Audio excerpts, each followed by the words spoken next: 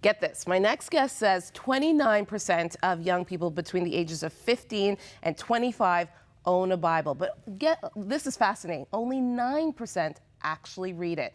Elisabeth Terrien wants to change that, and she's going to share with us today how she's doing that. Welcome, Elisabeth. Thanks for joining us today. Thank you. Thank you very much. So these are startling stats when we think about the fact that, you know, it's good 29% of young people own a Bible, but only 9% actually read it. Why do you think that is?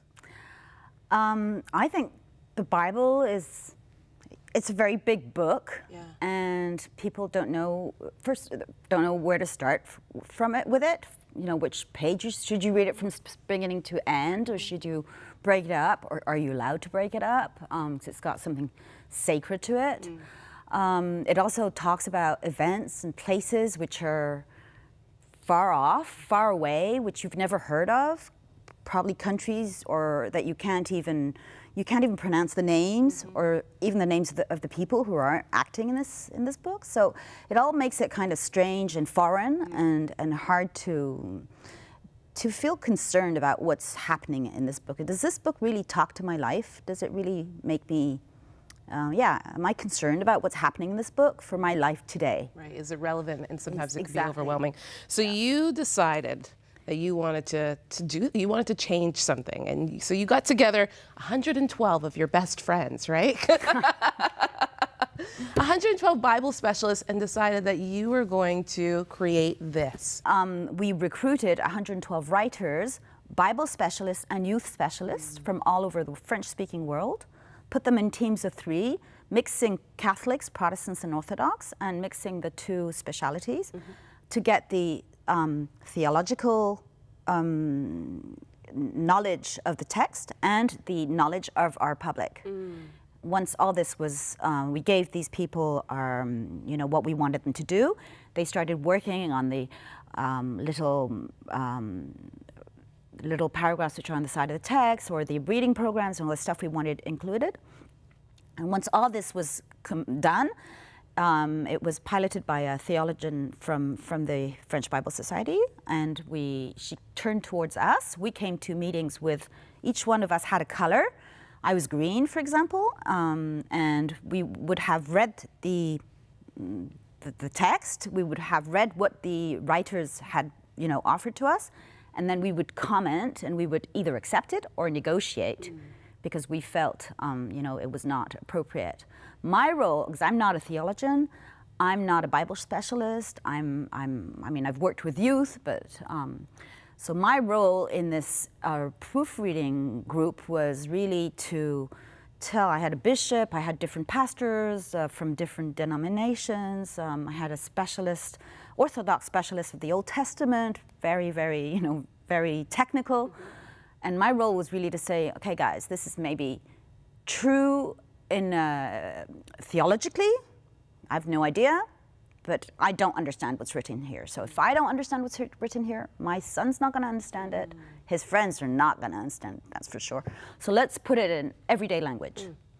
So you put the Bible into everyday language? No, we did not. Okay. We took the Bible texts, we took a translation that already existed in everyday language, and we created 180 pages of tools around the Bible text, so that everyone can have a key, can choose a key, which might not be the same one 10 minutes later, but which will give him an entry point into the text and help that person to do a little bit of a journey through the text. So it can be a reading program, it can be a thematical entry. What does the Bible have to say on family, on friends, on violence, on the end of the world, on prayer, on God knows, there are 35 of these. So it became interactive for young people. That's the idea. It's to make it completely interactive, to break the fact that this book is so huge and you don't know by which way. So we're going to break that down into smaller pieces. A bit like, the gospel when Jesus multiplies, feeds 5,000 people. It's a huge problem. How are you going to feed 5,000 people, right? As a mother, I don't know, you probably. So you break it down into smaller problems. That's kind of what we did. All right, well, we're going to take a quick break. And when we return, we're going to hear how this new Bible is being received by young people in Canada. Stay with us. We'll be right back. From James Merritt comes an insightful, inspiring, and comforting journey through the Psalms. James, we are so excited that you've partnered with Crossroads to offer your new book, 52 Weeks Through the Psalms.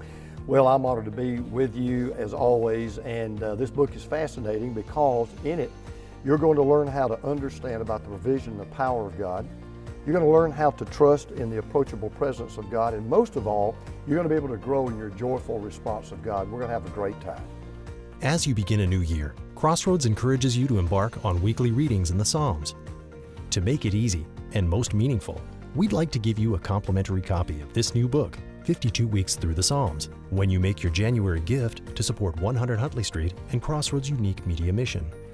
We're waiting to hear from you, so call now, 1-800-265-3100, or make your donation at crossroads.ca/donate.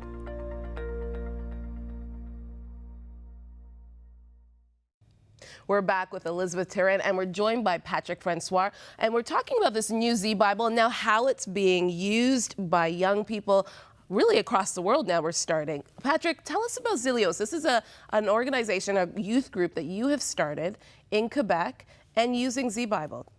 Notre mission, nous, c'est vraiment l'annonce de l'Évangile à cette génération qui ne connaît pas Dieu. So our mission is to proclaim the gospel to this generation of young people who do not know God. Et nous voulons les aider à fréquenter Jésus-Christ. And we want to help them to meet Christ. Et la ZeBible est un outil extraordinaire pour ça. And ZeBible is a fantastic tool for this.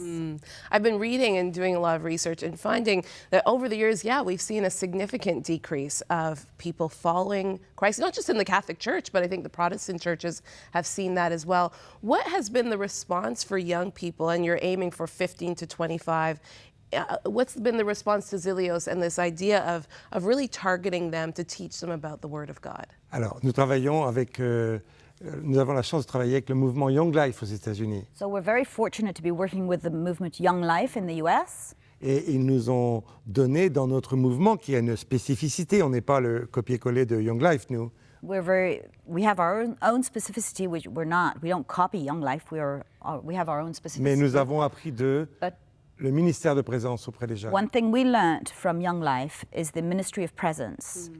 Et nous formons nos animateurs à être présents au monde des jeunes, aller là où sont les jeunes. So we train our leaders to go where those young people are, into their world, to be connected and to go into their world where they are. Je dis toujours aux animateurs, où sont les routes de Galilée d'aujourd'hui? Où rejoindre les jeunes aujourd'hui? I always tell my leaders, where are the roads of Galilee? Galilee? Yes. Where are those roads today? How do you go out and meet the young people today? Où Jésus aurait été aujourd'hui? Where would have Jesus been today? Et je crois qu'il aurait été particulièrement à la rencontre du monde des jeunes. And I think he would have gone out to meet those young people. Et nous les formons à ça. Into their world, and we meet them there. C'est très nouveau dans l'Église catholique. And it's very, very new in the Catholic Church. Parce que normalement, les animateurs ont été formés pour enseigner aux jeunes qui venaient. Because normally, the leaders would have been trained to teach to those young people who come to them. And we're not trained to go out to the young people. Comment devenir les amis des jeunes sur les routes des jeunes? How to become friends of those young people on their own paths and roads. Et là, on chemine avec eux. And that's how we walk along their C'est la side. première réponse, ça. That's the first answer. You're in trouble. This guy likes talking. Oh yeah, I can tell already. So the whole idea then, Patrick, is you have the leaders come to you and your team, you train them, and then you release them to be able to evangelize and really connect with young people, both in Canada and Quebec, as well as in France, now in Romania. This is growing. Yes. Oui, c'est la seconde réponse. Plus qu'une minute. Nous avons mis en place des programmes. Nous avons maintenant 3 ans de programmes pour toutes les trois générations avec lesquelles, les 3 tranches d'âge avec lesquelles nous travaillons. This is the second answer. We have put together a toolkit of data for 3 years of programs to work with young people of those 3 age groups, from 12 to 15, 15 to 18, 18, 25. Et nous avons 600 pages de programmes maintenant. We have 600 pages of programs. Pour faire gagner du temps aux animateurs so dans leur that leaders préparation. don't waste any time in their preparation. Pour être avec les jeunes. So they have more time to be with those young people. Et nous formons maintenant des formateurs pour former de nouveaux So animateurs. now we're training leaders of leaders so they can train the leaders. Et nous avons fait des programmes spéciaux pour ça aussi. And we've made special programs for that too. And so what is the response that you're finding with young people? You know, as you said, 2 generations of not being connected with the church. And now there's this probably a lot of hunger, maybe a lot of questions about the faith, about who God is. What has been the response as your leaders have gone out? La première découverte pour les animateurs que nous avons formés, c'est de prendre conscience que les jeunes avaient des soifs et des attentes. So the first thing that was discovered for those leaders that we trained, the first thing they discovered is that they actually became conscious that these young people had a thirst Parce que that needed to be quenched.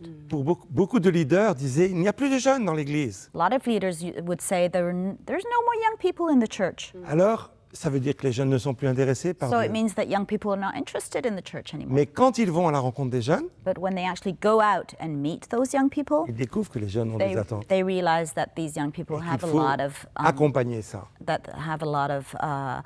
a thirst, and that it is needed to be accompanied, it's needed for us to work with them. Et notre premier travail dans la formation, c'est faire ce changement de paradigme. That's our first job, is to get leaders to change the way they're thinking about young people. Arrêter d'attendre, To stop waiting for them, aller à la rencontre des jeunes to go out to them, et répondre aux questions des jeunes. and to answer the questions the young people have. Thank you both for joining us today. Thank you very much. Thanks for having us. It's an honor for us to be here. Thank you very much. Stay with us. We'll be right back.